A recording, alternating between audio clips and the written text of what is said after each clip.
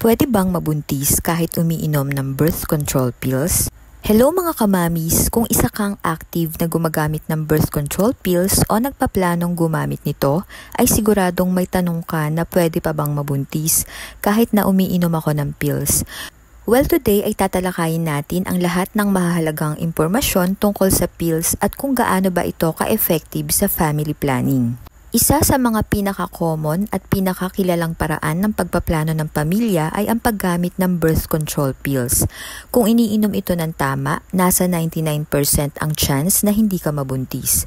Ang ibig sabihin nito, may only 1% na possibility na magka-baby ka kung susundin ang tamang paraan ng pag-inom. Pero may mga chance na kahit umiinom ng pills ay posibleng magbuntis.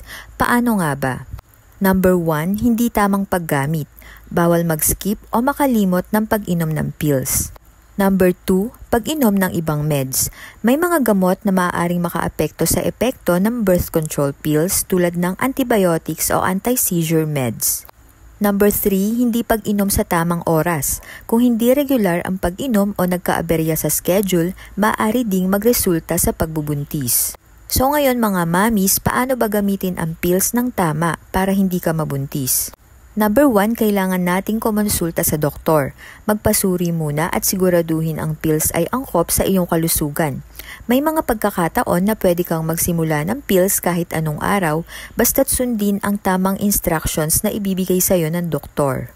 Number 2, consistency sa pag-inom. Mahalaga ang regularidad. Kailangan mong inumin ang pills araw-araw at sa parehong oras. Number 3, piliin ang tamang uri ng pills. Kung ikaw ay malapit ng mag-menopause, itanong sa doktor kung ang mini pill na may isang hormone lang ay mas angkop para sa'yo kaysa sa regular na pills na may dalawang hormones. Number 4, mga kondisyon na bawal gumamit ng pills. May ilang kondisyon na pwedeng magpahirap sa paggamit ng birth control pills. Halimbawa na lang kung may sakit sa atay, may history ng blood clots o kung ikaw ay may mga particular na medical conditions, maaaring hindi angkop ang pills para sa'yo. Number 5, pag-inom ng ibang gamot. May mga gamot na pwedeng makaapekto sa bisa ng pills tulad ng antibiotics o mga gamot para sa epilepsy. Kung may iniinom kang ibang gamot, siguraduhin ipaalam ito sa iyong doktor.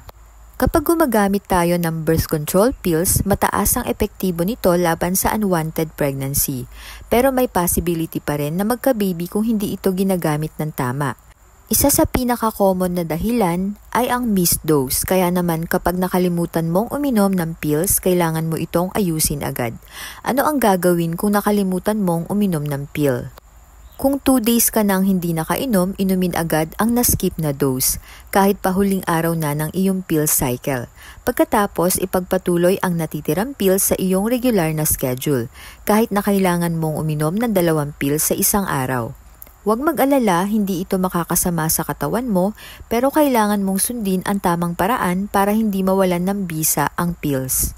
At kung higit pa sa 2 araw na nakalimutan mong uminom, ay kailangan mong gumamit ng backup contraception tulad ng condom habang inaayos ang pills regimen mo.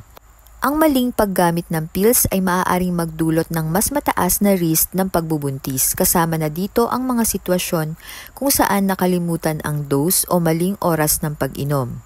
Kung ikaw ay naninigarilyo habang nagtitake ng pills, tumataas din ang panganib ng blood clots at iba pang health risk. Kung may history ka ng diabetes, heart disease o uncontrolled na blood pressure, mas delikado ang paggamit ng pills at dapat itong ikonsulta sa iyong doktor. Early pregnancy. Kahit na bihirang mangyari, may mga pagkakataong hindi inirerekomenda ang pills kapag buntis. Kaya't kung may duda ka, magpatingin agad sa doktor. Isa sa pinaka-common na tanong tungkol sa birth control pills ay kung pwede pa rin bang mabuntis kahit gumagamit nito. Ang sagot ay oo. May posibilidad pa rin kung hindi ito ginagamit ng tama. Para maging 99% effective, dapat inumin ang pills araw-araw at sa parehong oras. Halimbawa, kung sanay kang inumin ito pagkatapos mag-almusal, kailangan consistent ka sa oras na yon.